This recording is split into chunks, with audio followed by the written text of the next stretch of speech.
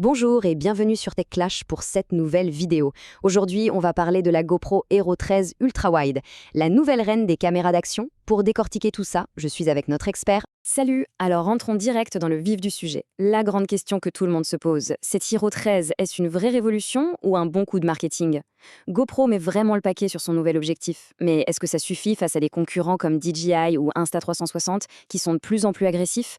Justement, parlons-en de cette promesse. GoPro nous vend l'immersion maximale.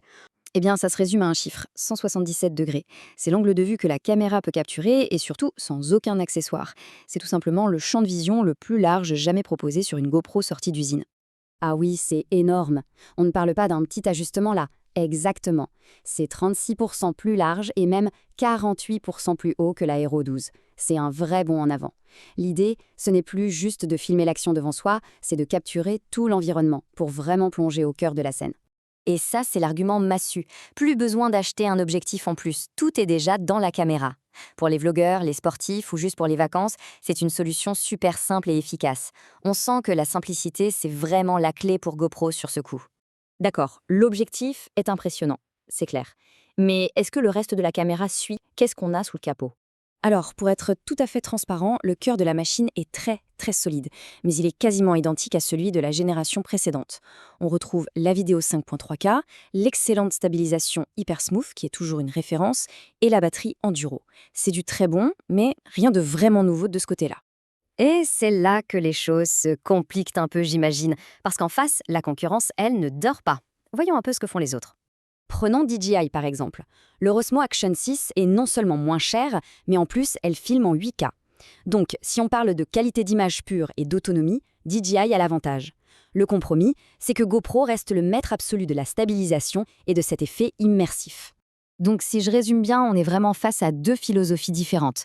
D'un côté, GoPro qui mise tout sur l'expérience, le ressenti, et de l'autre, DJI qui joue la carte de la puissance brute sur la fiche technique. Exactement. Et cette différence est encore plus flagrante quand on regarde du côté d'Insta360. Le Race Pro 2, conçu avec Leica, embarque une puce d'intelligence artificielle et un capteur plus grand. Le résultat est sans appel. Elle est bien meilleure en basse lumière.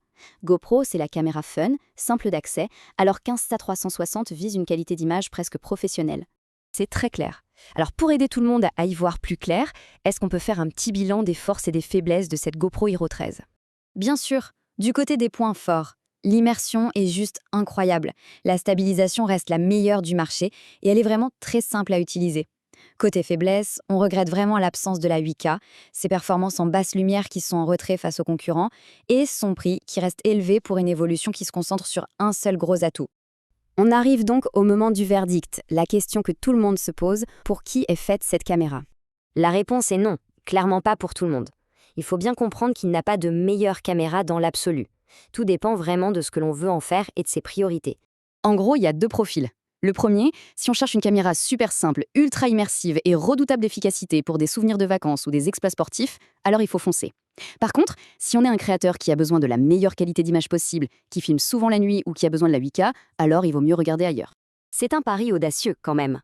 Dans un marché où tout le monde se bat à coups de chiffres sur les fiches techniques, GoPro décide de miser sur l'expérience, sur le ressenti. Exactement, et ça nous laisse avec une question de fond. Et vous, qu'en pensez-vous? La simplicité et l'immersion peuvent-elles l'emporter sur la course au spec? Dites-nous tout dans les commentaires. Si cette analyse vous a plu, n'hésitez pas à laisser un pouce en l'air et surtout, abonnez-vous à TechClash pour ne rien manquer. Le lien pour retrouver le produit est dans la description et notre article complet est sur jtgeek.com. Merci de nous avoir suivis et rendez-vous dans quelques jours pour une nouvelle vidéo sur TechClash.